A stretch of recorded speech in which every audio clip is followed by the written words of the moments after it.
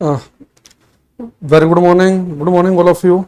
इंद्रजीत, शिवमंगल, क्या हाल चाल है भाई से बच्चों के? आयुष, अरुण, धीरेश या धीरा, हाँ गुड मॉर्निंग। अंचल, रवि, मोनी,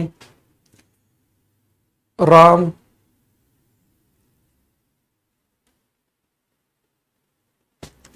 अच्छा सभी को भाई गुड मॉर्निंग। जितने बच्चे लगातार देख रहे हैं और जो भी आते रहेंगे, कल आपकी क्लास में मैंने केपलर्स लॉ खत्म कराए थे।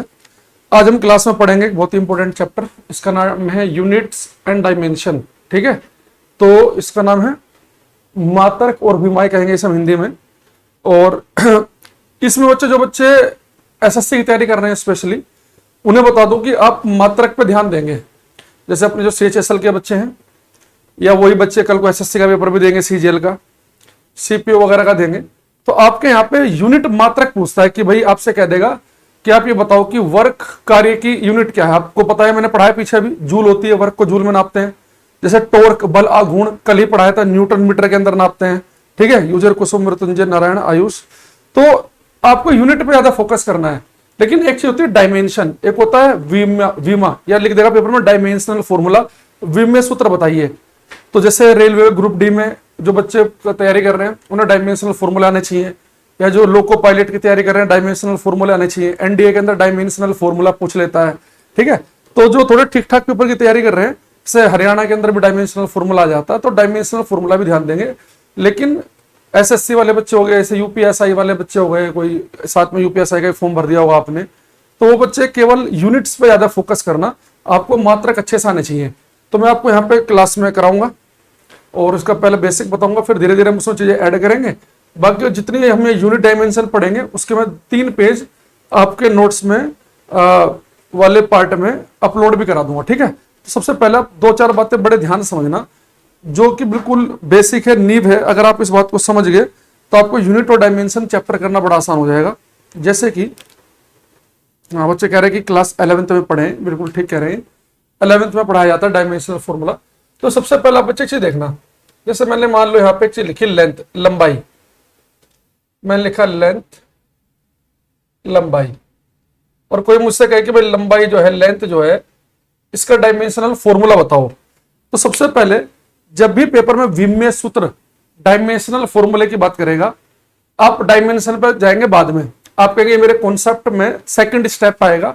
फर्स्ट स्टेप ये है कि जिस भी मुझे डायमेंशन पूछी जाएगी, सबसे पहले बच्चे मैं उसकी एसआई यूनिट लिख लूंगा और फिर हम यहां पर लिखेंगे डायमेंशन। यहां लिखेंगे हम उसका विमा।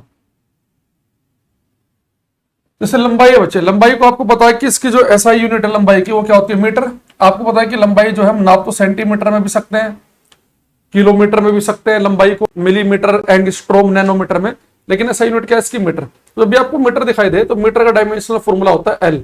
यानी अगर मैंने कोई आपके सामने यूनिट लिखी, मान लो मैंने लिख दिया स्पीड मीटर पर सेकंड, तो जहां भी आपको मीटर दिखेगा तो मीटर की जगह आप एल पुट कर देंगे। तो अपने साइड में लिखते चलो मेरे साथ साथ, तभी आगे जब मैं पूछूंगा ना आपसे तभी हो पाएंगे। तो पेन ले लो, रफ कॉपी पेज ले लो, तो उस पर लिख लो कि मीटर जहां भी दिखेगा तो मीटर की जगह हम क्या लिखेंगे? एल। तो मीटर के लिए डायमेंशनल फॉर्मूला एल हो गया। अच्छा, दूसरा एक होता है मास, द्रव्यमान। आपको पता है कि मास हम किस में नापते हैं? किलोग्राम में। तो किलोग्राम के लिए बच्चे हम क्या लिखेंगे? एम। यानी फॉर्मूले में जहां भी किलोग्राम दिखे वहां एम आ जाएगा, जहां मीटर दिखे वहां पे एल आ जाएगा। तीसरी चीज टाइम, समय। टाइम की वजह से यूनिट होती है सेकंड, और जहां भी सेकंड दिखेगा वहां लिखेंगे टी। तो आपके लिए बेसिकली 3 तो ज्यादा इंपॉर्टेंट है, एल, एम, टी। तो एल किसके लिए होता है बच्चे? डायमेंशनल फॉर्मूला मीटर के लिए, एम किलोग्राम के लिए, और सेकंड की जगह आ जाएगा टी। ठीक है, चौथा लिखेंगे हम टेम्परेचर, तापमान। टेम्परेचर, तापमान। टेम्परेचर को बच्चे हम नापते हैं केल्विन में, और इसके लिए बनेगा के, या कई बार थीटा भी लिख देता है, तो हम नॉर्मली के का ही यूज करेंगे। ठीक है, थीटा भी लिखा मिल सकता है आपको। चांदनी गुड मॉर्निंग। एक पांचवा लिखेंगे बच्चे हम इलेक्ट्रिक करंट।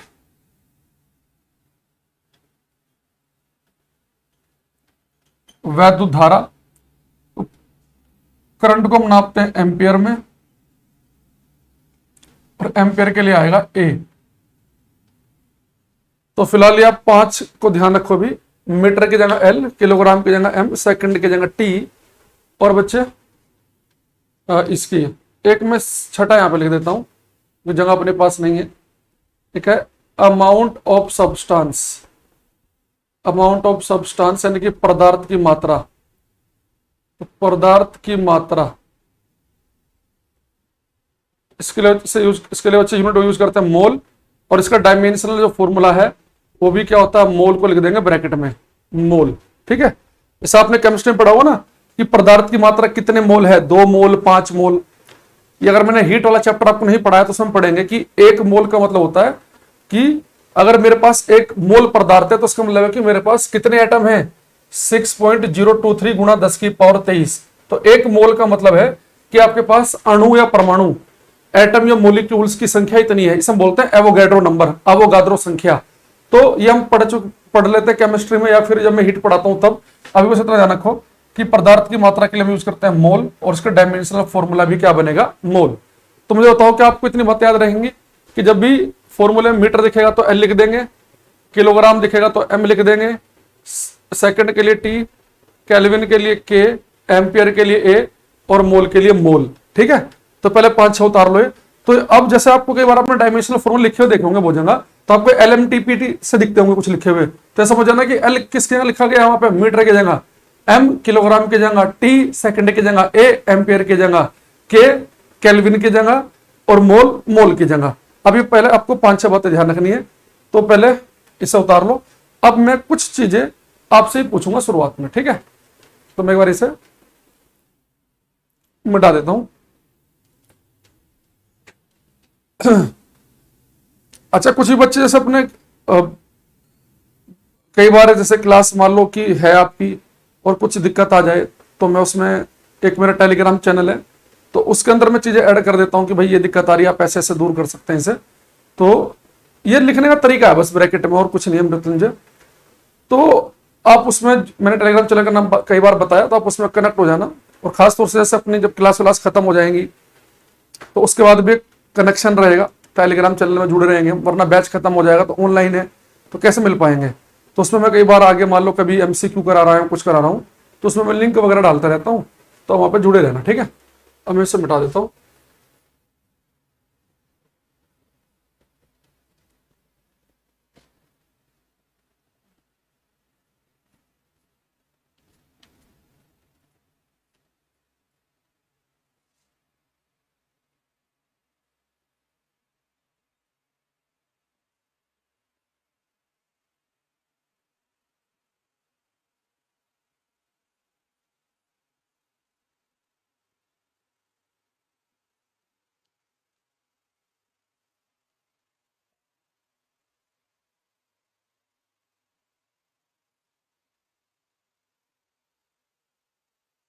देखो यार, ध्यान देना।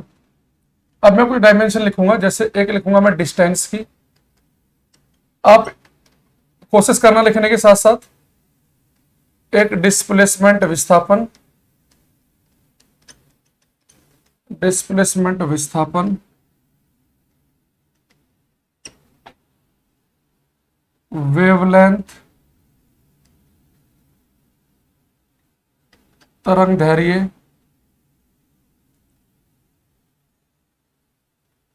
Time period, आवर्तकाल।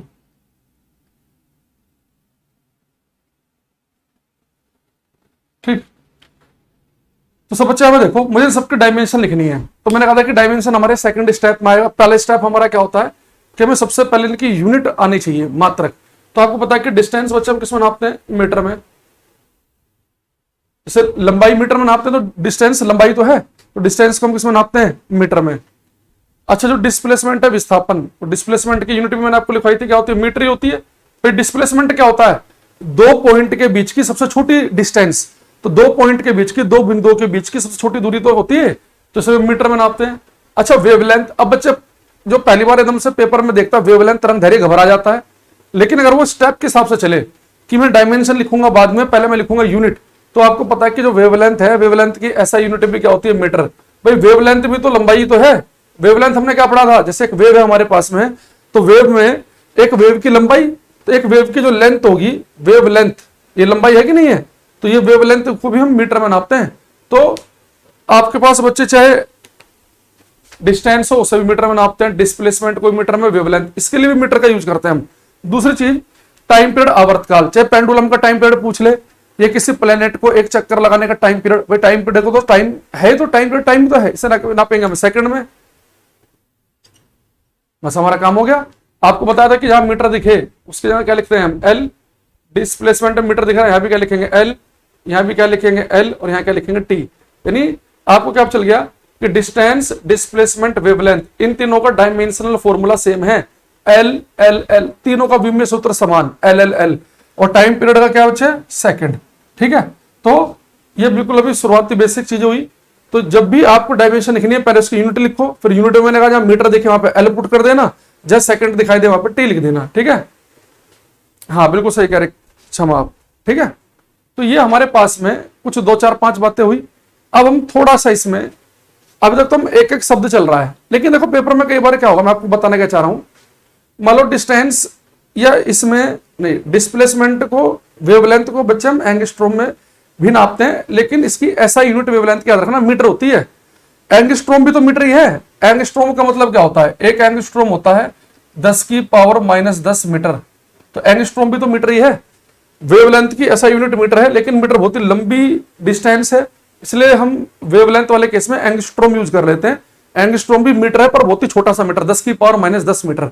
ठीक, अच्छा पेपर में कई बार ऐसा हो सकता है कि जैसे डिस्टेंस की डायमेंशन एल है, आपको एल लिखा ना मिल जाए, आपको ऐसे भी लिखा मिल सकता है, भाई यहाँ पे एल है, एम तो नहीं है, तो एम की पावर 0 लिख देगा, एल है और टी नहीं है, टी की पावर 0। यानी जब जैसे इसकी डायमेंशन केवल एल है, एम और टी तो है ही नहीं, तो एम और टी नहीं है तो उनकी पावर 0 लिख देगा। अगर किसी की पावर 0 तो उसका मतलब होता है 1, तो ये भी 1 हो जाएगा, ये भी 1 हो जाएगा, तो केवल एल ही तो बचेगा। तो यहां पर भी लिख सकता है वो M0 LT0, यहां भी लिख सकता है वो M0 LT0। यहां पे क्या टी है, तो यहां पे MB0 LB0, खाली टी बचेगा। तो अगर यहां पे ध्यान रखना, जब भी डायमेंशन आपके पास में आए डायमेंशन लिख लेना, तो जो जो चीजें उसमें नहीं दिख रही हैं खास तौर से वो M L और T में जो नहीं होती उनके ऊपर 0 लगा देता है, तो उसमें कंफ्यूज नहीं होना। ठीक है, क्योंकि जिसके ऊपर 0 हो उसका मतलब 1 होता है। ये अगर मैं यहाँ पे लिख दूं कि x की पावर 0, तो उसका मतलब हो गया 1। ठीक है, अगर किसी चीज की पावर 0 है तो उसका मतलब होता है 1। अब थोड़ा सा हम इसमें हल्का सा बढ़ाते हैं लेवल, धीरे धीरे लेवल बढ़ेगा देखना, और एक पीक तक पहुंचेंगे हम।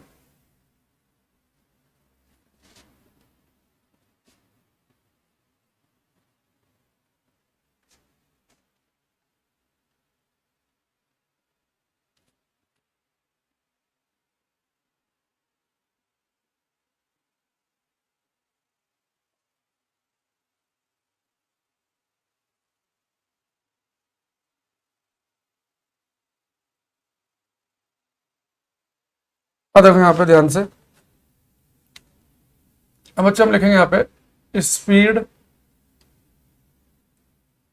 चाल, वेलोसिटी, वेग, एक्सेलरेशन, त्वरण। मैं चाहूंगा कि इन तीनों का डायमेंशनल फॉर्मूला आप लिखें।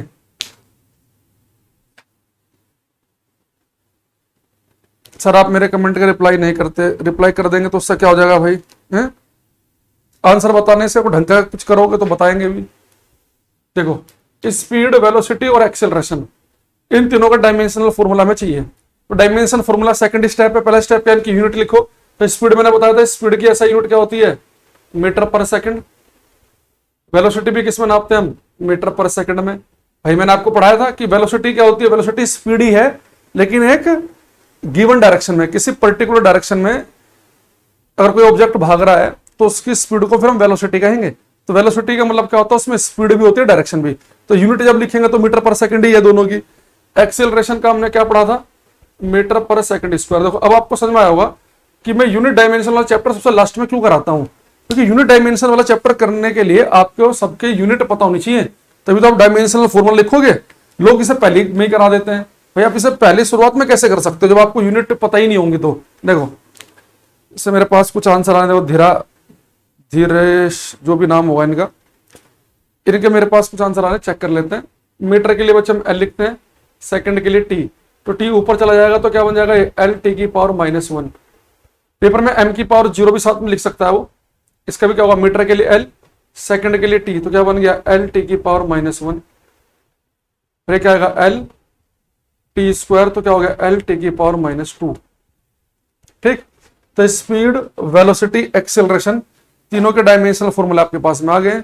मृत्युंजय, अंचल, धीरा, सुरेश, अनुभव, अंशुल, प्रीति, अमन, राहुल बिल्कुल सही सही आंसर दे रहे हैं, बाकी बच्चों का भी ठीक ही होगा। अब मैं थोड़ा सा इसमें ट्विस्ट लेके आता हूं। अब आप बताएंगे मुझे फोर्स बल का डायमेंशनल फॉर्मूला क्या होगा फोर्स का।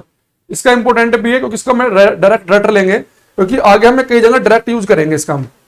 फोर्स का बताओ, बल का, फोर्स का डायमेंशनल फॉर्मूला क्या होता है बताना। जो जो बच्चे लाइव हैं सब बताएंगे। तुम देख लेते हैं क्लास कैसे चल रही है।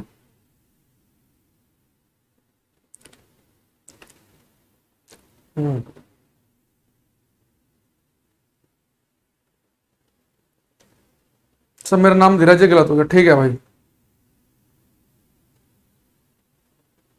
आयुष, क्या बात है, अंचल बिल्कुल ठीक,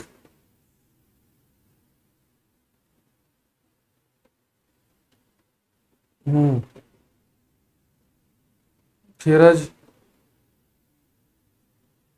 बड़ा सुंदर दिखाई दे रहा है एकदम। चलो देखो, अब आप कहेंगे सर आपने कहा था कि डायमेंशन निकालना सेकंड स्टेप है। जो फोर्स है, फोर्स की ऐसा यूनिट क्या होती है, न्यूटन। अब आप कहेंगे सर न्यूटन के लिए तो आपने कुछ नहीं बताया, आपने कहा कि यूनिट लिखो, मीटर है तो एल, सेकंड है तो टी, इसकी यूनिट तो न्यूटन है, साइंटिस्ट का नाम है। अब क्या करें, देखो अगर आपने कोई यूनिट लिखी तो यूनिट हम दोनों भी ऐसा यूनिट याद करते हैं, इसलिए आपको ऐसा यूनिट से बता रहा हूं। तो आपको पता है कि फोर्स की ऐसा यूनिट क्या होती है, न्यूटन। अब न्यूटन से तो बात बनेगी नहीं, तो अगर किसी की यूनिट साइंटिस्ट का नाम हो तो आप एक काम करेंगे, आप अमेज अरुण कि वहां पे अब याद करो कि फोर्स का कोई फॉर्मूला आपको याद है क्या। तो फोर्स का एक फॉर्मूला में याद है, F = m में। तो अगर किसी की यूनिट साइंटिस्ट का नाम हो तो फिर आप उससे जुड़ा जो भी फॉर्मूला याद हो उसे लिख लो, आपका काम हो जाएगा। देखो भाई आपको पता है कि जो मास है उसे हम नापते हैं किलोग्राम में, एक्सीलरेशन को नापते हैं हम मीटर पर सेकंड स्क्वायर में। बस हमारा काम हो गया। फोर्स की डायमेंशन लिखनी है मुझे भाई, किलोग्राम के लिए मैंने आपको कहा था m लिखेंगे, मीटर के लिए l, सेकंड के लिए t, तो सेकंड का स्क्वायर तो t का भी स्क्वायर करेंगे, ये ऊपर जाके हो जाएगा माइनस का, तो ये ml की पावर -2 हो जाएगा। तो डायरेक्ट रट लो इसे, इसम हो जाएगा, डायरेक्ट आगे याद करेंगे, यूज करेंगे। तो फोर्स का डायमेंशनल फॉर्मूला होता है ml की पावर -2, ये सबका सही है, किसी गलत नहीं है, ठीक है। तो अगर यूनिट साइंटिस्ट का नाम आ जाए तो फिर हम क्या करेंगे बच्चे, वहां पे फॉर्मूला यूज कर लेंगे। तो हमें पता है कि मास को किलोग्राम में नापते हैं, एक्सेलरेशन को मीटर पर सेकंड स्क्वायर में, तो ml की पावर -2 बन गया। अच्छा यहां पर ही मैं आपसे जानना चाहूंगा, आप एक मुझे बताएंगे लीनियर मोमेंटम, रेखीय संवेग,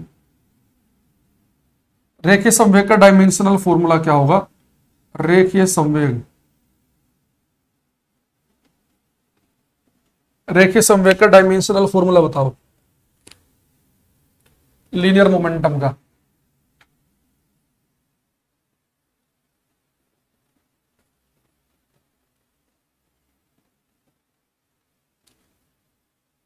रेखीय संवेग का डायमेंशनल फॉर्मूला देखो, आप या तो बच्चा आपको मोमेंटम की यूनिट पता हो, नहीं पता तो फॉर्मूले से निकाल लो। लीनियर मोमेंटम का फॉर्मूला क्या बताया था मैंने आपको, मास इनटू वेलोसिटी, याद आ रहा है कि लीनियर मोमेंटम होता है द्रव्यमान गुणा वेग। तो बस हमारा काम हो गया। मास को हम किस में नापते हैं, किलोग्राम में, और वेलोसिटी किस में नापते हैं बच्चे, मीटर पर सेकंड में। तो किलोग्राम के लिए m, मीटर के लिए l, सेकंड ऊपर जाकर हो जाएगा पावर -1। तो ये हो गया आपका लीनियर मोमेंटम का mlt की पावर -1, यानी कि mlt की पावर -2 है तो फोर्स का है वो, और mlt की पावर -1 है तो किसका है वो, मोमेंटम का, ठीक है। अच्छा मैंने आपको अभी यहाँ पे क्यों बताया, देखो आपको फोर्स का एक फॉर्मूला मैंने और पढ़ाया था। फोर्स का एक फॉर्मूला क्या पढ़ाया था मैंने आपको? मोमेंटम में चेंज अपॉन टाइम में चेंज, संवेग परिवर्तन बटे समय परिवर्तन। न्यूटन का सेकंड नियम पढ़ाते समय मैंने आपको फोर्स का वाला फॉर्मूला पढ़ाया था ना कि rate of change of momentum, संवेग परिवर्तन की दर को बल कहते हैं। तो अगर इस वाले फॉर्मूले से भी अगर आप डायमेंशन निकालोगे ना तो भी वही आएगी जो वहां से F equal to M S I. देखो फोर्स की डायमेंशन निकाल लो, ये ऊपर मोमेंटम में चेंज टाइम में चेंज, तो मोमेंटम की डायमेंशन आपको पता ही है क्या है? ml/-1। आपको पता है कि टाइम की डायमेंशन क्या होती है? t, तो t ऊपर जाके होगा माइनस का, तो एक और माइनस हो जाएगा तो क्या बन जाएगा फिर से ml/-2। यानी कि अगर किसी की यूनिट साइंटिस्ट का नाम हो तो फिर आप क्या करेंगे? उससे जुड़ा कोई भी फॉर्मूला याद है, अगर आपको F equal to M A पता है तो चाहे उससे डायमेंशन निकाल लो, चाहे dp/dt पता है, मतलब delta p by delta T पता है, उससे निकाल लो तो एक ही बात आएगी। ठीक है, अगर आपको यूनिट बिल्कुल ये है किलोग्राम मीटर सेकंड वाली, एम के सिस्टम वाली, फिर तो कोई दिक्कत ही नहीं है, साइंटिस्ट के नाम में आप फॉर्मूला यूज कर लेंगे तो सबकी बात बन जाएगी। ठीक है, चलो अब मैं थोड़ा सा और आगे बढ़ता हूं इसमें।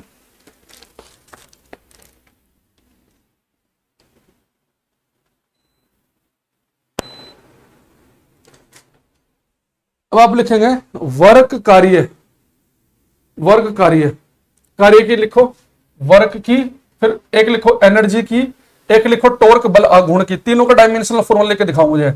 कार्य, ऊर्जा और बल आघूर्ण, वर्क, एनर्जी एंड टॉर्क लिखो। तीनों का डायमेंशनल फॉर्मूला एक ही कमेंट में कोमा लगा के लिखेंगे और फिर मैच करना जब मैं बोर्ड पे लिखूंगा कि आपका ठीक आ रहा कि नहीं।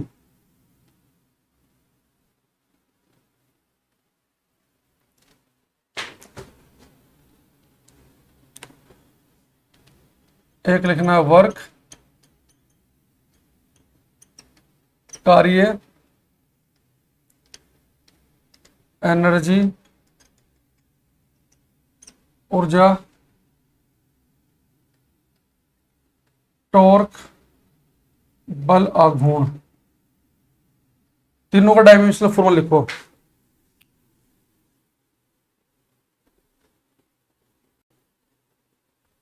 अंचल ने उसे लिखा नारायण, सर लीनियर मोमेंटम के SI यूनिट किलोग्राम मीटर पर सेकंड ही होता है ना? हाँ, बहुत बढ़िया Ayush. Dinesh sir Telegram channel इतनी बार बताया मैंने तुम्हें, 20 बार बता दिया, हर तीसरी क्लास में बताता हूं, मैं अभी नहीं बता तुम्हें। अंकुर सर फिजिक्स के नाम से है टेलीग्राम चैनल, और ये बिल्कुल एक साथ लिखना, कोई गैप नहीं देना। अंकुर के बाद बिना गैप के सर, बिना गैप के फिजिक्स, अंकुर सर फिजिक्स। और मैंने कहा इसमें कि लगभग 30,000 बच्चे हैं, तो उसी वाले टेलीग्राम चैनल को ज्वाइन करना जिसमें 30,000 के आसपास बच्चे हों। 500 1000 समझ कर लेना। देखो बच्चे यहाँ पे देख दो, डायमेंशन जो लिखना है वो हमारा बहुत बाद का काम है। सबसे पहले हम लिखते हैं यूनिट। तो वर्क जो है इसकी यूनिट क्या होती है बच्चे? जूल। कार्य की, अब ये तो साइंटिस्ट का नाम हो गया। अब क्या करें? वर्क का कोई फॉर्मूला याद है? आप कहेंगे बिल्कुल याद है, force into displacement FS cos theta, बल गुणा विस्थापन इंटू कोस थीटा। अपने वर्क का फॉर्मूला पढ़ाया था ये, बस हमारा काम हो गया। क्या देखो, फोर्स को बच्चे हम किसमें नापते हैं? न्यूटन में। डिस्प्लेसमेंट नापते हैं मीटर में। अच्छा, कोस साइन टेन पेन इनकी कोई डायमेंशन नहीं होती, ना इनकी कोई यूनिट होती। ठीक है, तो इसे हम हटा देते हैं। क्यों नहीं होती? आपको पता है कि कोस साइन टेन क्या होते हैं? तो रेशियो होते हैं ना साइड के। जैसे आपको पता है कि साइन थीटा है परपेंडिकुलर अपॉन हाइपोटेनस, ऐसा होता है ना। टेन थीटा क्या होता है? परपेंडिकुलर अपॉन बेस, लंबटे आधार। तो ये तो रेशियो है साइड के। तो ऊपर भी मीटर में नापेंगे, मान लो हम परपेंडिकुलर को भी बेस को भी नापेंगे मीटर में ही, तो कट जाते हैं। तो इनकी कोई डायमेंशन, कोई यूनिट नहीं बनती कोस साइन टेन पेन की। इन्हें डायरेक्ट याद रखना। अब देखो न्यूटन किसके लिए होता है? फोर्स के लिए। तो उसका डायमेंशन हमने डायरेक्ट याद की थी, ml/-2। और मीटर के लिए क्या होता है बच्चे? L। तो डायमेंशन क्या बन जाएगी? ml²/-2 बन गई। तो इसका डायमेंशनल फॉर्मूला आ जाएगा ml²/-2। और वर्क का भी डायरेक्ट याद रखना, इसकी हम डायरेक्ट यूज करेंगे। जैसे हमने यहाँ पे न्यूटन में पता है कि फोर्स के लिए, उसको हमने डायरेक्ट याद किया हुआ है, ऐसे इसका भी याद करेंगे। अच्छा, एनर्जी आपको पता है कि इसे नापते हैं हम जूल में, और इन दोनों की यूनिट सेम है तो दोनों के डायमेंशनल फॉर्मूले भी सेम आएंगे। तो एनर्जी का भी यही बनेगा ml²/-2। अगर आप चाहो तो इसे प्रूफ भी कर सकते हो कि क्या एनर्जी का यही आएगा। तो कोई एनर्जी का फॉर्मूला याद है? आप कहेंगे काइनेटिक एनर्जी का फॉर्मूला याद है मुझे, 12mv²। भैया तो सबको याद होगा। गतिज ऊर्जा का फॉर्मूला तो बच्चे बच्चों को पता है, काइनेटिक एनर्जी का, बस आपका काम हो गया। देखो ये हाफ तो कांस्टेंट ऐसा कुछ नहीं होगा, मास किस में नापते हैं, किलोग्राम में, किलोग्राम के लिए एम, स्पीड किस में नापते हैं, मीटर पर सेकंड में, तो मीटर के लिए एल, सेकंड के लिए टी, तो v का स्क्वायर यहां भी स्क्वायर हो जाएगा, तो बनेगा फिर से ml स्क्वायर टी की पावर -2।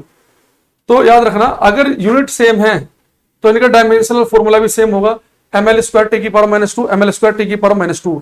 अच्छा टॉर्क मैंने कल बताया था आपको, टॉर्क क्या होता है, आर एफ साइन थीटा, तो इसकी यूनिट क्या आई थी, फोर्स के लिए न्यूटन, डिस्टेंस के लिए मीटर, ठीक है। तो अगर आप यहां पे एक चीज देखो कि वर्क को हम नापते हैं जूल में, तो एक जूल का मतलब क्या होता है, एक न्यूटन मीटर, और टॉर्क भी क्या है, न्यूटन मीटर, तो इसकी भी वही आएगी डायमेंशन जो वर्क की है भाई। न्यूटन के लिए क्या होता है, ml टी की पावर -2, मीटर के लिए होता है एल, तो फिर से क्या बन गई, ml स्क्वायर टी की पावर -2। तो पेपर में नॉर्मली देखो, पेपर में क्या क्वेश्चन आ जाता है, एसएससी में वो डायमेंशन डायरेक्ट नहीं पूछता, वो ऐसे पूछ लेगा, निम्नलिखित में से किन दो के विम्य सूत्र समान है, निम्नलिखित में से किन दो के डायमेंशनल फॉर्मूले समान है, तो आपको लिखा मिल जाएगा कि टॉर्क और वर्क, टॉर्क या एनर्जी। तो याद रखना कि वर्क, एनर्जी, टॉर्क, इन तीनों के डायमेंशनल फॉर्मूले सेम है, क्योंकि आपको पता है कि नापते हैं जूल में से भी जूल में, और एक जूल का मतलब होता है एक न्यूटन मीटर, तो इसकी यूनिट क्या बनती है, न्यूटन मीटर ही बनती है, टॉर्क की, बल आघूर्ण की, तो इसलिए इन तीनों के विम्य सूत्र समान आएंगे।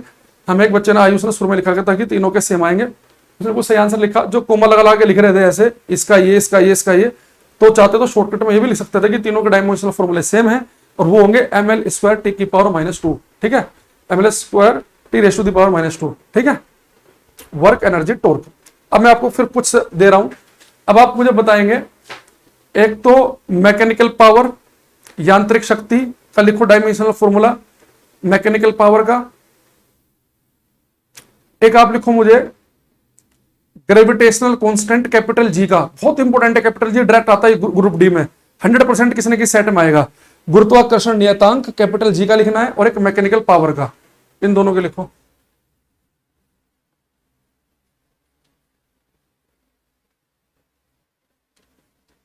और इन दोनों के सेम नहीं है कि तुम सोचो कि सर ने एक साथ पूछे तो सेम ही होंगे।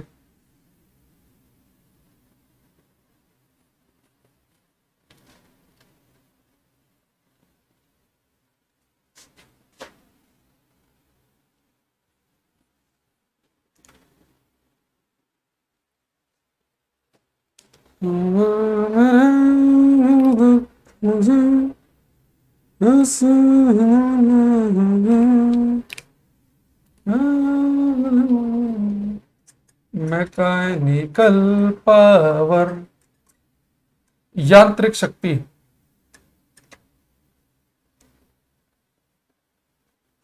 देखो सबसे पहले आपको उसकी यूनिट पता होनी चाहिए मैकेनिकल पावर की, वो क्या होती है, क्षमा यहां देखो, इसकी यूनिट होती है, ऐसा यूनिट क्या होती है, वाट, वाट, तो वाट तो साइंटिस्ट का नाम है, जेम्स वाट है। अब क्या करें जी, अब एक काम करो, इसका फॉर्मूला याद करो, मैकेनिकल पावर का मैंने आपको बताया था कि पी से लिखते हैं, पावर का फॉर्मूला क्या था, वर्क डन अपॉन टाइम। तो मैंने आपको बताया था कि आप कितना तेजी से कार्य करते हैं, कार्य करने की दर, रेट ऑफ डूइंग वर्क, तो आप कितना तेजी से वर्क कर रहे हैं, कार्य कितना तेजी से कर रहे हैं, वही तो पावर होती है। तो बस हमारा काम हो गया। तो वर्क का डायमेंशनल फॉर्मूला तो मैं डायरेक्ट याद कराई हमने, ml स्क्वायर टी की पावर -2, टाइम का होता है टी, तो उसका डायमेंशनल फॉर्मूला बनेगा ml स्क्वायर टी की पावर -3। तो मैकेनिकल पावर का बन गया ml square T raise to the power -3।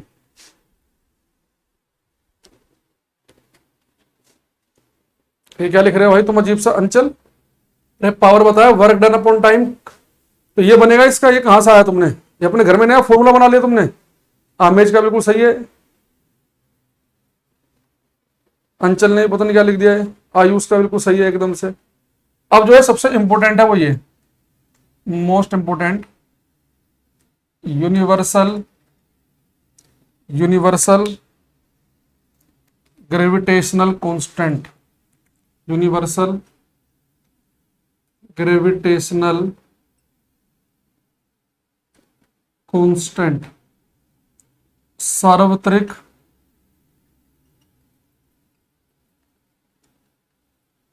गुरुत्वाकर्षण नियतांक, यूनिवर्सल ग्रेविटेशनल कांस्टेंट, ठीक है, इसे लिखते हैं बच्चे हम कैपिटल जी,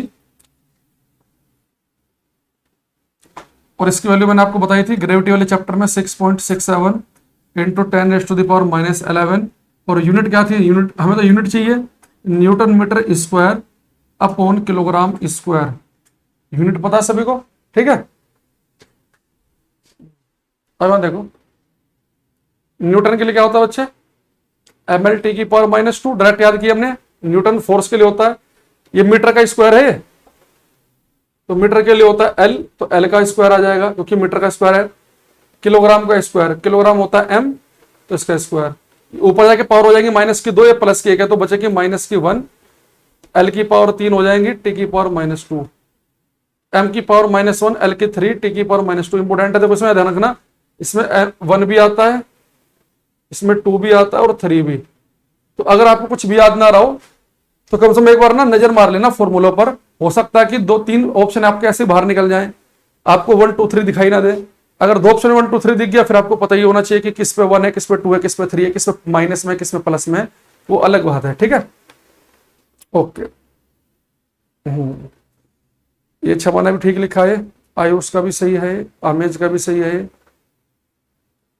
बहुत ही गिने चुने बच्चे आंसर दे रहे हैं। जिस दिन क्लास में बस चलती है ना पढ़ाई, जिसमें कोई टॉपिक पढ़ा रहा था थ्योरी का, उस दिन तो बड़े ज्ञानी बनते हैं, अगर ऐसा करेंगे तो क्या हो जाएगा, ये तीर मारेंगे तो कौन सा तीर लग जाएगा। जिस दिन क्वेश्चन आंसर का दौर आता है उस दिन तुम्हें सांप सूंघ जाता है, फिर वो आते तो बैठे रहते हैं आलकस में, कौन टाइप करे, कॉपी पर टाइप कर लिया, मैच कर लिया, थोड़ा देखा करो कि क्या सही हो रहा है कि नहीं हो रहा है। चलो अब आप लिखेंगे एरिया, वॉल्यूम, डेंसिटी, क्षेत्रफल, आयतन, घनत्व, इन तीनों का लिखना। एरिया, वॉल्यूम, डेंसिटी, क्षेत्रफल, आयतन, घनत्व, इन तीनों के डायमेंशनल फॉर्मूला लिखो।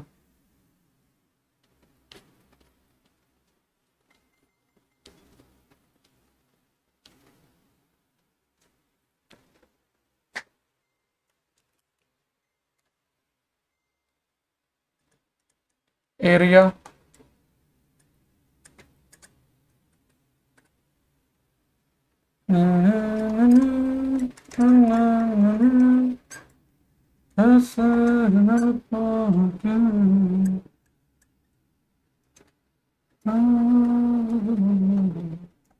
अच्छा यार, तो भाई आपको इनका तीनों का यूनिट सीधी पता हो, नहीं तो फॉर्मूले से निकाल लेना यूनिट अगर नहीं पता है।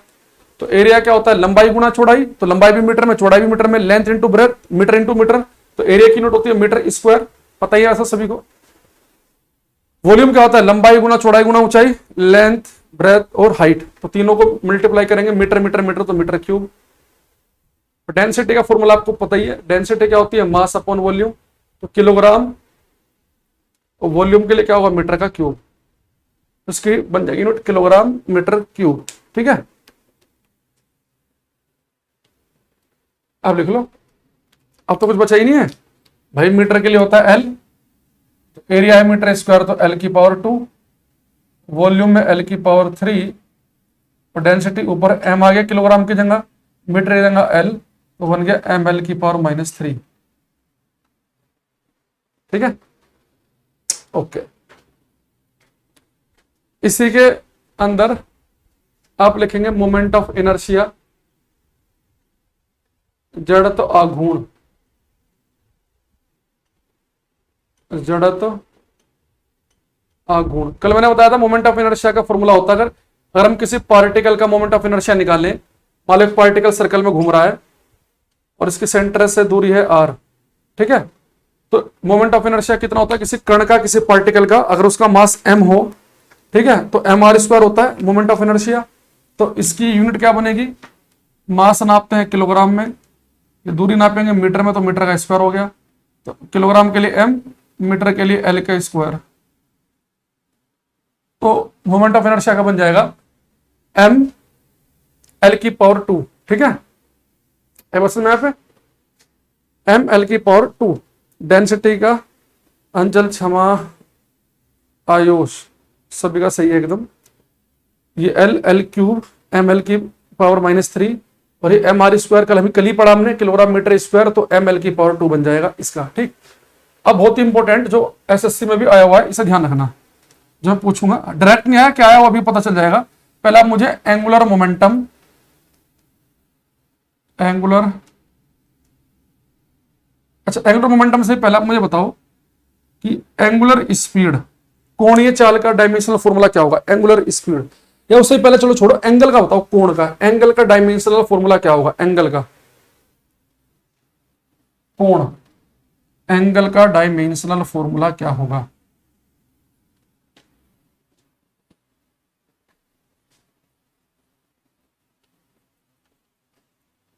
एंगल का डायमेंशनल फॉर्मूला कोण का, अरे यूनिट नहीं पूछी मैंने, जो रेडियन बता रहे हो, डायमेंशनल फॉर्मूला पूछा है, एंगल, कोण। कल एंगल का मैंने फॉर्मूला बताया था आपको, भूल तो नहीं गए। देखो मैंने आपसे कहा था, मान लो ये पार्टिकल है, यहां से यहां पहुंच गया और इसने कितना एंगल तय किया बच्चे, थीटा, ये रेडियस है आर। तो मैंने बोला था कि आपसे एंगल का फॉर्मूला क्या होता है, एंगल होता है चाप बटे त्रिज्या आर्क अपॉन रेडियस, यानी कितनी आर्क खींची इसने और रेडियस कितनी है, आर्क अपॉन रेडियस। अब मुझे बताओ, ये जो आर्क है, ये आर्क तो बच्चे क्या लंबाई तो है ये, तो इसे भी लंबाई नापेंगे हम मीटर में, और रेडियस को भी किसमें, त्रिज्या को भी किसमें नापते हैं, मीटर में। तो इसके लिए भी एल आएगा, इसके लिए भी एल, तो इसका डायमेंशनल फॉर्मूला क्या आएगा, कुछ नहीं, यानी कि एंगल एक डायमेंशन लेस क्वांटिटी है, विमीहीन क्वांटिटी। तो एंगल की कोई डायमेंशन नहीं होती, डायमेंशन लेस, विमाहीन। इसकी विमा क्यों नहीं बनती, देखो हर उस चीज की विमा नहीं बनेगी जिसमें जो रेशियो होगा सेम चीजों का। आपको पता है कि एंगल क्या होता है, आर्क अपॉन रेडियस, चाप बटे त्रिज्या। तो कितने मीटर का चाप लगाया और कितने मीटर की रेडियस है, दोनों मीटर में नाप रहे हैं, दोनों कट जाएंगे, तो विमाहीन राशि है। तो पेपर में आपको ऐसा लिखा मिल जाएगा कि एंगल के डायमेंशन क्या है, m की पावर 0, l की 0, t की 0, क्योंकि ना तो इसमें m है, ना l है, ना t है, तो तीनों की पावर 0 लगा देंगे। ठीक, ये तो हो गया एंगल का। अब आप मुझे बताएंगे एंगुलर स्पीड, कोणीय चाल, जिसे हम लिखते हैं ओमेगा से, पढ़ाया था ना के लिए कि एंगुलर स्पीड के लिए हम यूज करते हैं ओमेगा। देखो एंगुलर स्पीड बच्चे मैंने क्या बताया था, मैंने कल आपको चीज पढ़ाई थी कि लीनियर स्पीड क्या होती है, रेखीय चाल। लीनियर स्पीड होती है कि कितनी डिस्टेंस चली कितने टाइम में, वो तो लीनियर स्पीड हो गई। रेखीय चाल क्या है, दूरी बटे समय। लेकिन एंगुलर स्पीड क्या थी कि आपने कितना एंगल चला कितने समय में। एंगुलर स्पीड का फॉर्मूला क्या था, तय किया गया कोण बटे समय, तो कितना एंगल ट्रेस किया अपॉन टाइम। तो आपको पता है कि एंगल तो डायमेंशनल लेस क्वांटिटी है, तो एंगल के लिए तो कुछ डायमेंशन बनेगी नहीं, और टाइम के लिए क्या बनती है, टी, तो टी की पावर क्या गया, -1। तो एंगुलर जो स्पीड है इसके डायमेंशन होते हैं बच्चे टी की पावर -1। ठीक है, अरे आई बात समझ में।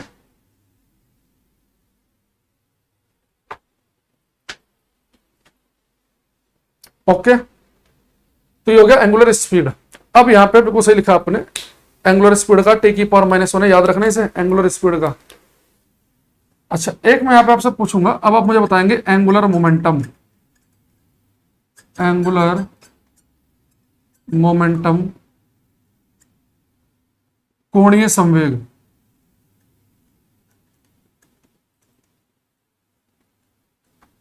कोणीय संवेग का डायमेंशनल फॉर्मूला क्या होगा, कोणीय संवेग का। देखो बच्चे जो एंगुलर मोमेंटम होता है इसका फॉर्मूला मैंने कल बताया था, J equal to I omega, भूल तो नहीं गए, J equal to I omega होगा। अच्छा आई जो है मोमेंट ऑफ इनर्शिया था, मोमेंट ऑफ इनर्शिया की डायमेंशन हमने अभी निकाली थी, अगर आपको याद हो, I equal to M R square से। तो इसकी डायमेंशन क्या आई थी, किलोग्राम के लिए एम, मीटर के लिए एल, तो एम एल स्क्वायर आई थी। तो आई की जगह तो क्या आ जाएगा, एम एल स्क्वायर, ओमेगा की अभी निकाली हमने टी की पावर -1। एंगुलर मोमेंटम की डायमेंशन आई है एम एल स्क्वायर टी की पावर -1। सभी एक साइड में लिख लो, एम एल स्क्वायर टी की पावर -1, बिल्कुल सही लिख रहे हैं आंसर, एकदम बढ़िया, परफेक्ट, बहुत अच्छा आंसर दे रहे हो आप। एक आप मुझे बताओ Planck's constant, Planck's constant, Planck नियतांक,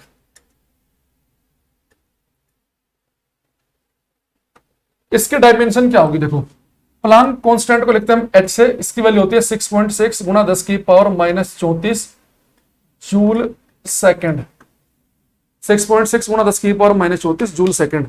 अच्छा, जूल आपको पता है बच्चे एनर्जी के लिए होता है, तो क्या बनेगा ml² T⁻², और सेकंड के लिए क्या होती है टी, तो 1 पावर प्लस की 2 माइनस की, तो क्या बनेगा ml² T⁻⁻1। अरे ये क्या हुआ, ml² T⁻⁻1, ml² T⁻⁻1, यानी कि जो डायमेंशन एंगुलर मोमेंटम की है वही प्लांक्स कांस्टेंट की है। ये क्वेश्चन आया था एसएससी में कि निम्नलिखित में से किन दोनों के डायमेंशन सेम है, तो याद रखना कि इसमें लिखा होगा प्लांक नियतांक और एंगुलर मोमेंटम। एंगुलर मोमेंटम के लिए हम जे या एल का यूज करते हैं, तो इन दोनों को याद रखना। तो लिख लेना कि जो विमीय सूत्र प्लांक नियतांक का होता है वही किसका होता है बच्चे, कोणीय संवेग का होता है। दोनों का डायमेंशनल फॉर्मूला सेम है। ऐसे एक मैंने आपको पहले बताया था, वो क्या बताया था कि जो डायमेंशन एनर्जी की है, वर्क की है, वही एनर्जी की है, और वही टॉर्क बल आघूर्ण की भी है डायमेंशन। ये तीनों भी ध्यान रखना, ठीक है। अरे आर्यवासन में एक बच्चे कह रहे हैं तो बीएससी कौन सा आ गया भाई, बीएससी का पार्ट, ये फिजिक्स का बीएससी एमएससी के हिसाब से बटी हुई है, लेवल बटा हुआ है ऊपर नीचे थोड़ा बहुत, सब कुछ आता पेपर में। अच्छा, एक आप मुझे बताएंगे फ्रीक्वेंसी आवृत्ति के डायमेंशन, फ्रीक्वेंसी की,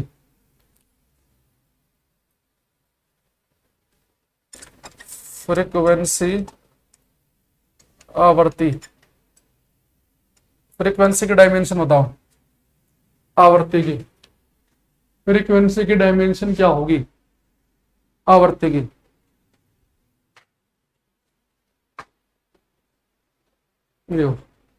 फ्रीक्वेंसी की यूनिट क्या होती है, हर्ट्स। अब हर्ट्स तो साइंटिस्ट का नाम है, इससे तो बात बनेगी नहीं, लेकिन आपको पता होना चाहिए कि 1 हर्ट्स का मतलब क्या होता है। देखो आपको मैंने बताया था, अरे फ्रीक्वेंसी डायमेंशन लेस नहीं है धीरज। देखो दुनिया में प्रत्येक सेकंड कोई भी काम हो, मैंने कहा था कि उसे फ्रीक्वेंसी कह दो, कि अगर ये मार्कर 1 सेकंड में 3 बार हिल रहा है तो उसके हिलने की फ्रीक्वेंसी 3, तो पर सेकंड कोई भी काम है वो फ्रीक्वेंसी होता है। तो फ्रीक्वेंसी की यूनिट एक्चुअल में होनी चाहिए पर सेकंड, पर साइंटिस्ट के नाम पे हमने उसे दे दिया हर्ट्स। तो एक्चुअल में 1 हर्ट्स का होता है पर सेकंड यानी कि 1/सेकंड। तो 1 हर्ट्स का मतलब होता है 1/सेकंड। बस मेरा काम हो गया। तो सेकंड को किसमें के लिए क्या होता है टी, तो क्या हो गया T⁻⁻1। अरे ये क्या हुआ, मजा आ गया। यानी कि जो एंगुलर स्पीड की है T⁻⁻1 वही फ्रीक्वेंसी की भी है। तो एक चीज और याद रखेंगे कि एंगुलर फ्रीक्वेंसी एंगुलर स्पीड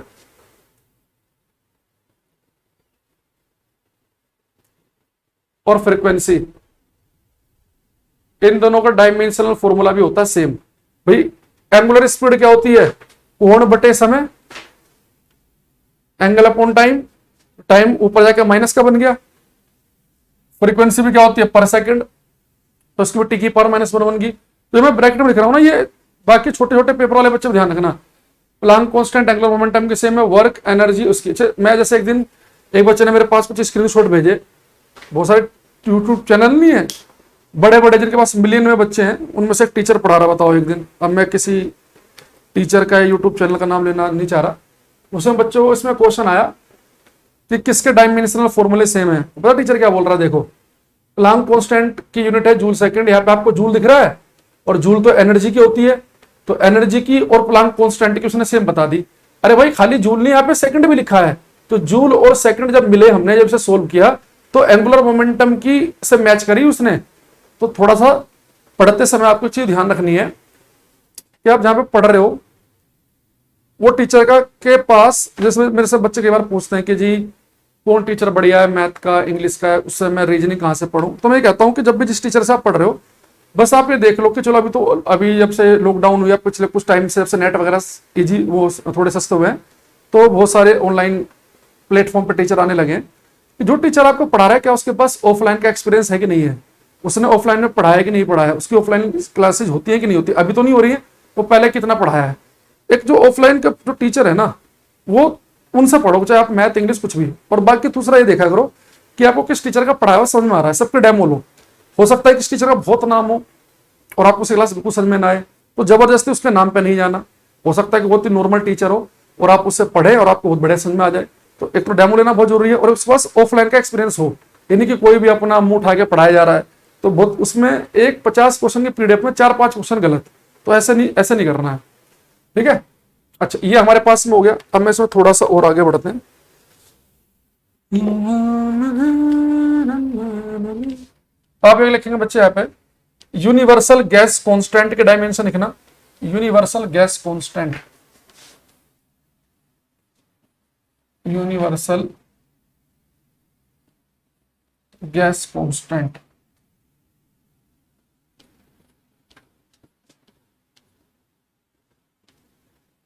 सार्वत्रिक गैस नियतांक, सार्वत्रिक गैस नियतांक, यूनिवर्सल गैस कांस्टेंट, सार्वत्रिक गैस नियतांक। ठीक है, इसे लिखते हैं आर से। या आप आइडियल गैस इक्वेशन में पढ़ते भी होंगे। ठीक है, तो इसकी वैल्यू होती है 8.314 जूल पर मोल केल्विन। आपको पता है कि जूल का मतलब क्या है, ml² टी की पावर -2। मोल के लिए मोल लिखेंगे, केल्विन के लिए के, ऊपर जाके माइनस के हो जाएंगे, ml² टी की power -2 mole inverse kelvin inverse. ये किसकी बन जाएगी, यूनिवर्सल गैस कांस्टेंट की। ठीक है,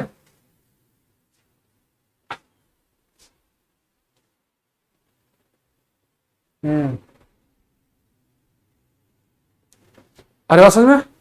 तो जूल का तो आपको चल गया, मोल और केल्विन के लिए मैंने बोला था कि के लिखेंगे, थीटा लिखा मिल सकता है पेपर में आपको। तो यूनिवर्सल गैस कांस्टेंट की है। देखो अब हमने जो मैकेनिक्स वाला पार्ट पढ़ा था, मैकेनिक्स में देखो हमने ये तो पढ़ा था डिस्टेंस, डिस्प्लेसमेंट, फिर स्पीड, वेलोसिटी, एक्सेलरेशन आया था, force, momentum, angular momentum, torque, energy, work, ये सारी चीजें आई थी। इन सब की मैंने डायमेंशन लिखवा दी आपको। अच्छा एक इसमें आप प्रेशर की ओर बताओ मुझे, दाब की, प्रेशर का डायमेंशनल फॉर्मूला, प्रेशर दाब, प्रेशर का डायमेंशनल फॉर्मूला क्या होता है।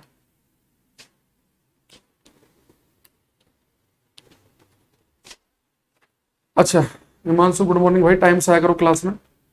अच्छा प्रेशर जो होता है बच्चे, इसकी एसआई यूनिट आपको पता ही है, पास्कल होती है। अब पास्कल तो साइंटिस्ट का नाम है, अब इससे तो बात बनेगी नहीं, तो फिर हम क्या करेंगे, कोई फॉर्मूला याद है प्रेशर का? प्रेशर क्या होता है आपको पता ही है, फोर्स अपॉन एरिया। बस बात बन गई, अब तो कुछ बचा ही नहीं। फोर्स का डायमेंशन क्या होती है, ml टी की पावर -2, और एरिया की क्या होती है, आज ही लिखवाई थी L², ऊपर जाके हो जाएगा ये 2 माइनस के 1 प्लस का, तो ml की पावर -1 टी की पावर -2। तो प्रेशर का डायमेंशनल फॉर्मूला हो गया प्रेशर का दाब का। आमेज बहुत ही अच्छा आंसर दे रहे हैं, पर थोड़ा सा इसने गलती कर दी, टी की पावर -2 आएगी। फोर्स होता है ml टी की पावर -2, आमेज एरिया के लिए होता है L², ऊपर जाके पावर माइनस, तो 2 माइनस के 1 प्लस के, तो L की पावर -1 बचेगी। ठीक है, ये क्षमा का बिल्कुल ठीक था। तो मैंने आगे जो मैकेनिक्स वाला पार्ट है हमारे पास, उसमें तो हमने सारी की सारी देख ली है, angular momentum, moment of inertia, torque, force, सारी की सारी, linear momentum, speed, velocity, energy जो भी हमने इसके अंदर पढ़ी थी। ठीक, अब हमें थोड़ा सा मैं इलेक्ट्रिसिटी की जो डायमेंशन है उसकी तरफ को जा रहा हूं, इलेक्ट्रिसिटी वाली। ठीक है, अब उसकी तरफ थोड़ा मूव करेंगे हम, उसकी थोड़ी सी अच्छी होती है, बढ़िया होती है। आपके पेपर में जनरली जितनी मैंने अभी तक लिखवाई ना, यहां तक की सारी इंपॉर्टेंट है, जितनी मैं बोर्ड पर लिखवाऊंगा, बाकी मैं आपको 3 पेज डलवाऊंगा, तो उनमें से आप बहुत सारी कर सकते हैं।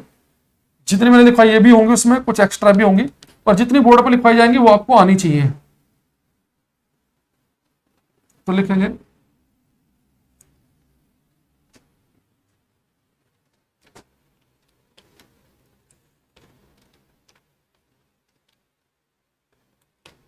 हाँ, उसका भी सेम आयुष सेम है दोनों की, वो लिख रखी है मैंने उसमें अपने नोट्स में। अब यहां पे लिखेंगे, एक मुझे लिखना इलेक्ट्रिक चार्ज की बताओ, इलेक्ट्रिक चार्ज, वैद्युत आवेश,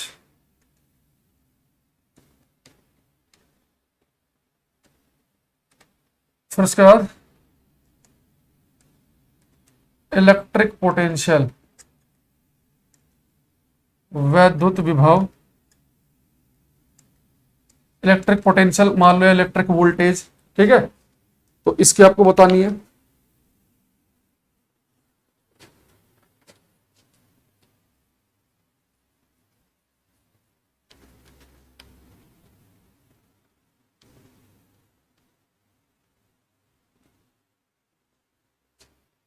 हम्म। देखो बच्चे, अब जो चार्ज है, इस चार्ज की आपको ऐसा यूनिट पता है क्या होती है? कूलाम। अब कूलाम तो साइंटिस्ट का नाम है, अब क्या करें? कुछ याद है फॉर्मूला चार्ज का? आपको याद हो मैंने एक फॉर्मूला पढ़ाया था आपको करंट का, अगर इलेक्ट्रिसिटी मैंने आपको पढ़ा दी है तो करंट क्या होती है? कितना चार्ज फ्लो कर रहा है कितने समय में, क्यू बाई टी। भाई करंट क्या होती है?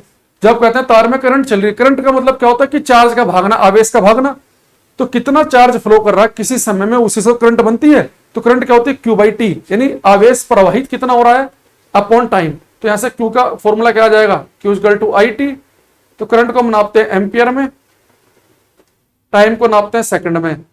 एम्पियर का डायमेंशनल फॉर्मूला ए और सेकंड का टी। तो चार्ज का डायमेंशनल फॉर्मूला क्या हो जाएगा? A T. बहुत सारे बच्चों ने सही लिखा है, इंपोर्टेंट भी है। इलेक्ट्रिक चार्ज का होता है ए टी। ठीक है, ओके। अब आए बच्चे इलेक्ट्रिक पोटेंशियल, इसे हम नापते हैं बच्चे हम वोल्ट में। अब वोल्ट तो साइंटिस्ट का नाम। अब क्या करें? देखो, जब हम इलेक्ट्रिसिटी चैप्टर पढ़ते हैं तो मैं एक चीज बताता हूं बच्चों को कि जैसे मैंने कहा कि तार में जब चार्ज भागता है तो चार्ज के भागने से करंट बनती है, चार्ज के भागने से। लेकिन उस चार्ज को भगाने के लिए पुश चाहिए, पुश। तो वो पुश मिलता है बैटरी से। जब आप बैटरी लगाते हो ना तो बैटरी एक धक्का मारती है चार्ज पे।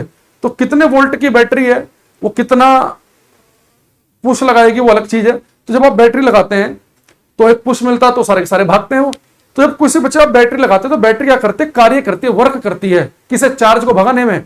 तो बैटरी चार्ज को भगाने में जो कार्य करती है वो होता है W equal to Q V. यहाँ पे क्यू का मतलब कितना चार्ज भगाएगी बैटरी और वो कितने वोल्ट की है। तो मैं ऐसे वोल्ट निकालू तो कितना हो जाएगा? W by Q. तो वोल्टेज को हम नापते हैं बच्चे वोल्ट में, वर्क को नापते हैं हम जूल में, और चार्ज को नापते हैं हम कुलाम में। यहां पे आप एक बात समझ गए कि एक वोल्ट का मतलब होता है एक जूल बटे कुलाम। एक वोल्ट का मतलब क्या होता है? एक जूल बटे कुलाम।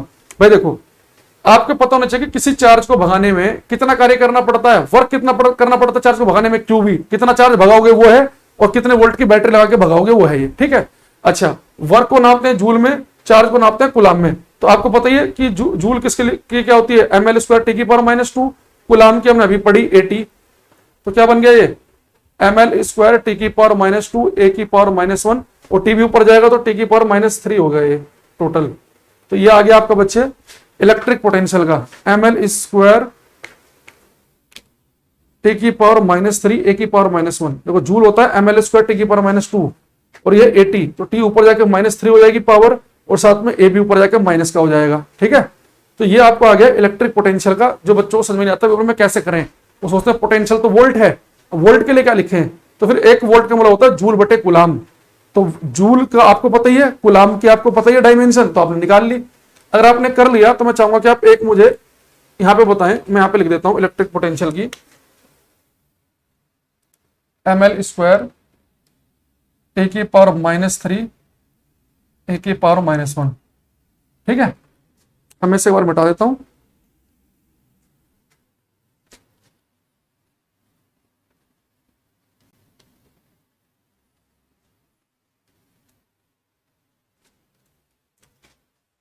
अब आप मुझे बताएंगे बच्चे रेजिस्टेंस की, प्रतिरोध का, प्रतिरोध की डायमेंशन, रेजिस्टेंस की।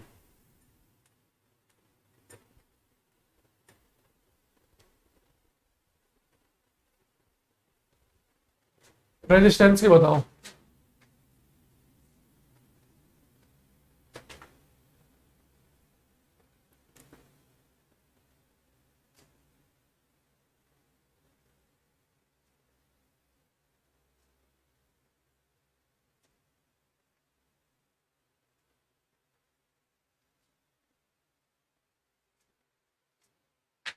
हम्म,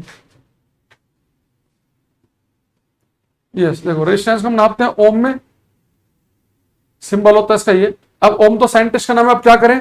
रेजिस्टेंस से जुड़ा हुआ कोई फॉर्मूला याद है आपको? जी एक तो पूरी दुनिया को याद है, ओम्स लॉ। ओम का नियम क्या था? V equal to I R. तो आर क्या हो जाएगा? V by I. बस हमारा काम हो गया। ये आपको पता ही है, वोल्टेज की तो पता ही है आपको, एम एल स्क्वायर टी की पावर माइनस थ्री ए की पावर माइनस वन। और करंट की क्या होती है बच्चे हमारे पास में? ए ऊपर जाके हो जाएगी माइनस की, तो एम एल स्क्वायर टी की पावर माइनस थ्री ए की power minus two. M L square T की पावर माइनस थ्री ए की पावर माइनस टू। बहुत बढ़िया आयुष, अमेज, क्षमा, बिल्कुल ठीक।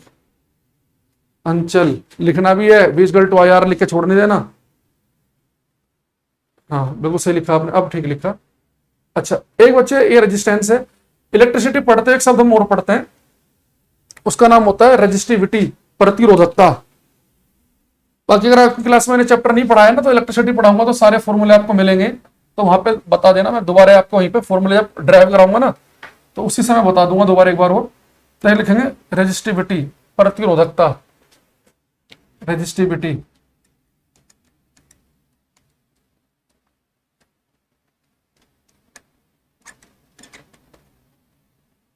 रेजिस्टिविटी, प्रतिरोधकता। देखो रेजिस्टिविटी जो होती है बच्चे, इसकी यूनिट मैंने आपको बताई थी, होती है ओम मीटर। बस हमारा काम हो गया। ओम के तो सामने लिखी हुई है ml स्क्वायर टी की पावर -3 ए की पावर -2, और मीटर की क्या होती है L, ये पावर बढ़ जाएगी, ml क्यूब टी की पावर -3 ए की पावर -2। ये किसकी आ गई, रेजिस्टिविटी की। ठीक है, अरे सेम नहीं होगी, रेजिस्टेंस का यूनिट होती है ओम और इसकी होती है ओम मीटर, तो एक L बढ़ जाएगा, L क्यूब हो जाएगा यहाँ पे। ठीक है,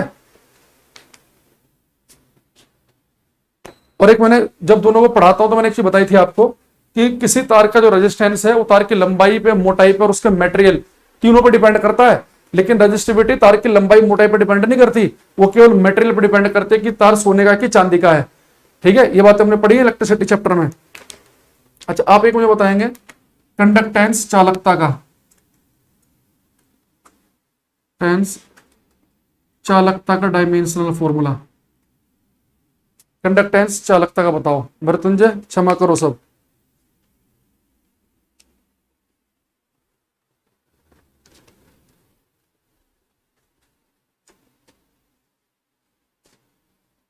इसका मैं आपको करने के लिए दे रहा हूं, करना एक बार।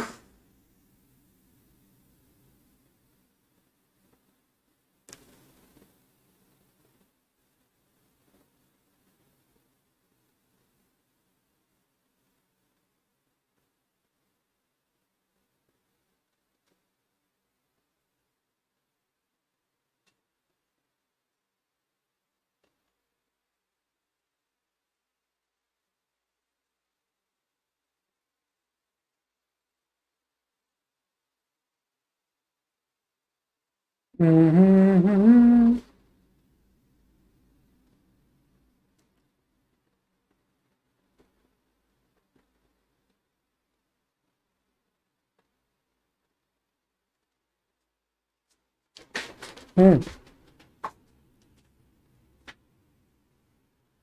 कोई नहीं, करा देंगे भाई उसे भी। देखो कंडक्टेंस जो होता है चालकता, ये मैंने बताया था, कंडक्टेंस जो होता है चालकता, इसे लिखते हैं हम जी से, और कंडक्टेंस होता है रेजिस्टेंस का उल्टा, 1 अपॉन रेजिस्टेंस। बस आपको काम हो गया। रेजिस्टेंस की यूनिट क्या होती है, ओम। भाई कंडक्टेंस होता है रेजिस्टेंस का उल्टा। Sunil ji good morning. तो अब आपको सोचना ही नहीं है, तो ओम का तो ये रहा ना, रेजिस्टेंस को नापते हैं हम ओम में, ml स्क्वायर टी की पावर -3 ए की पावर -2। इसे ऊपर ले जाओ, जो प्लस के माइनस कर दो, माइनस से प्लस कर दो, m की पावर -1 l की पावर -2 टी की पावर 3 ए की पावर 2। ये हो गया कंडक्टेंस का। ठीक है, कोई बात नहीं, बाद में देख लेना यूजर। तो ये यूनिट और डायमेंशन में जो इंपॉर्टेंट चीजें हैं वो मैंने आपको लगभग करा दी है, इन सब का ध्यान रखना। अच्छा एक आप मुझे इसका बताएंगे सरफेस टेंशन का प्रश्न तनाव का, और एक पावर ऑफ लेंस, लेंस की power, power of lens, lens की क्षमता, सॉरी लेंस की शक्ति। देखो लेंस की जो पावर है बच्चे, सब नापते हैं हम डायोप्टर में। अब डायोप्टर को लिखते हैं डी से, ये तो साइंटिस्ट का नाम है, आप क्या करें।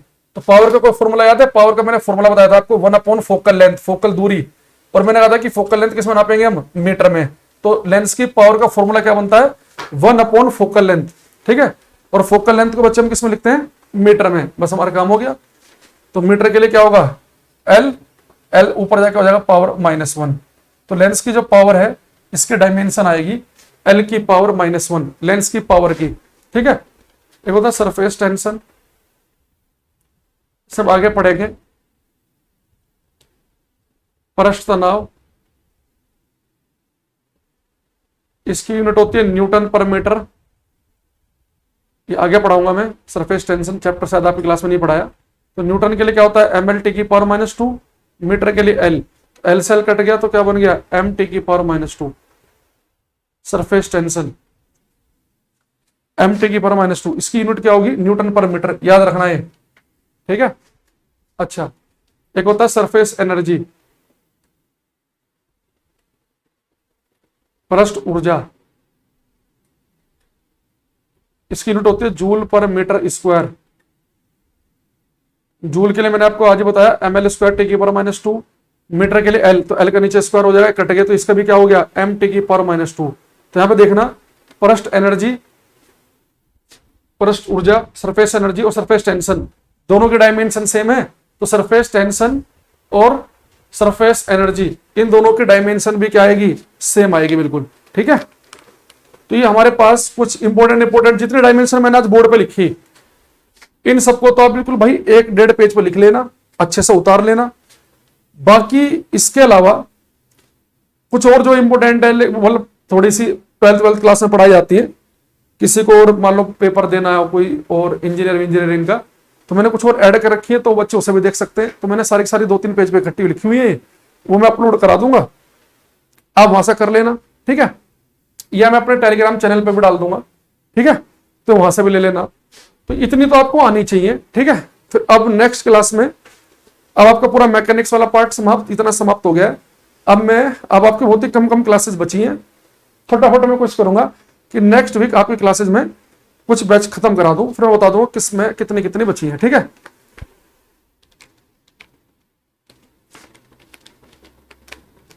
कोई बात नहीं भाई संजीव, आप क्या कर सकते हैं कि नहीं, सब तरह के बच्चे हैं।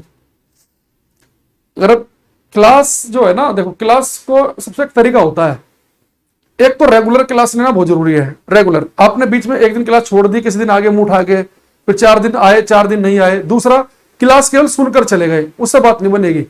क्लास को पढ़ने का बेहतरीन तरीका क्या होता है कि जब क्लास चल रही हो तो खासतौर से वो सब्जेक्ट जो हमारा नहीं रहा हो स्कूलिंग में या मतलब कॉलेज लाइफ में, तो आपके हाथ में पेन होना चाहिए, जो टीचर बता रहा साथ साथ उसे लिखो। आज वीडियो सुनी फिर कल सुनने आगे, पता ही नहीं हो कि फिजिक्स में कनेक्टिविटी चलती है कि 3 क्लास पहले ये बताया था ये फॉर्मूला, इससे ये आया, ये बताया तो उससे ये आया। अब आपने लिखा ही कुछ नहीं है, केवल सुन के चले जाओगे तो भाई उसकी तो हमारी जिम्मेदारी नहीं है, ठीक है। चलो बाकी बच्चे जितना कर रहे थे, thank you, bye bye, take care, मिलते हैं नेक्स्ट क्लास में। आज के लिए इतने रखते हैं, ठीक है भाई, बाय।